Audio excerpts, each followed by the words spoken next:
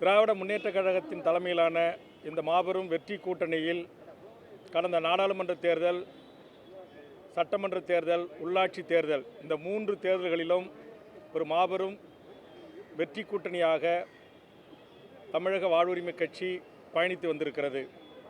அந்த வகையில் நடைபெற இருக்கின்ற 2024 நாடாளுமன்ற தேர்தலில் எங்கள் தமிழக வாழ்வுரிமை கட்சிக்கு ஒரு நாடாளுமன்ற தொகுதி ஒதுக்கித்தர வேண்டும் என்கிற வேண்டுகோளை மாண்புமிகு தமிழ்நாடு முதலமைச்சர் அண்ணன் தளபதி அவர்களால் நியமனம் செய்யப்பட்டிருக்கின்ற திராவிட முன்னேற்றக் கழகத்தின் DR பாலு அண்ணன் தலைமையிலான குழுவிடம் எமது வேண்டுகோளை முன்வைத்திருக்கிறேன். அதற்கான நியாயமான காரணங்களையும் எடுத்து வைத்திருக்கிறேன். கடந்த நாடாளுமன்ற தேர்தல், சட்டமன்ற தேர்தல், உள்ளாட்சி தேர்தல் 3 தேர்தல்களிலும் தமிழ்நாட்டின் பெரும்பான்மையான இடங்களுக்கு சென்று பிரச்சார பீரங்கியாக இருந்து இந்த மாபெரும் வெற்றி கூட்டணியில் நானும் ஒரு சிறு பங்காற்றியிருக்கிறேன்.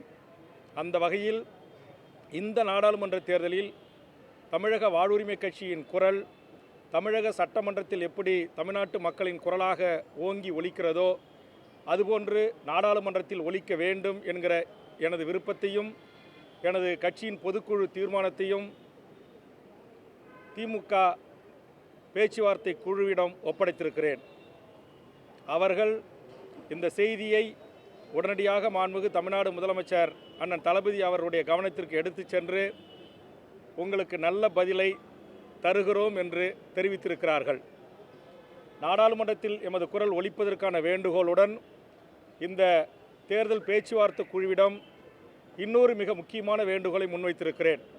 அந்த வேண்டுகோள் இந்த நாடாளுமன்ற தேர்தலுக்கு முன்பாக தமிழ்நாட்டில் சாதிவாரி கணக்கெடுப்பு நடத்தப்பட வேண்டும் என்கிற ஒரு வரலாற்று சிறப்புமிக்க அறிவிப்பினை மாண்புமிகு தமிழ்நாடு முதலமைச்சர் அவர்கள் வெளியிட வேண்டும். காரணம், பீகார் நடத்தி முடிக்கப்பட்டிருக்கிறது, கர்நாடகா நடத்தி முடித்து விட்டார்கள், தெலுங்கானா நடந்து கொண்டிருக்கிறது, ஆந்திர பிரதேசம் நடந்து கொண்டிருக்கிறது, இன்னும் பல்வேறு மாநிலங்களில் ஜாதிவாரி கணக்கெடுப்புகள் தொடங்கியிருக்கின்றன. சமூக நீதியின் தாயகமாக இருக்கிற சமூக நீதி தலைவர் முத்தமிழறிஞர் கலைஞரின் வழிவந்த கலைஞரின் அரசாக நம்முடைய தளபதி அரசு அந்த சாதிவாரி கணக்கெடுப்பை உடனடியாக நடத்த வேண்டும் என்கிற என்னுடைய அழுத்தமான வேண்டுகோளையும் நான் முன்வைத்திருக்கிறேன். அதையும் உடனடியாக தளபதி அவருடைய கவனத்திற்கு எடுத்து சென்று கண்டிப்பாக அதற்குரிய பதிலை உங்களுக்கு தருகிறோம் என்ற தகவலை தெரிவித்திருக்கிறது குழு. ஆதலால் இந்த சந்திப்பு மற்றற்ற மகிழ்ச்சி அடைகிற ஒரு சந்திப்பாக இருக்கிறது. நேற்றைய தினம் தமிழ்நாடு முதலமைச்சர் அண்ணன் தளபதி அவர்களை சந்திக்கின்ற போது அவர் கண்டிப்பாக நாளை உங்களை எங்கள் குழு அழைத்து பேசும் என்று சொன்னார்.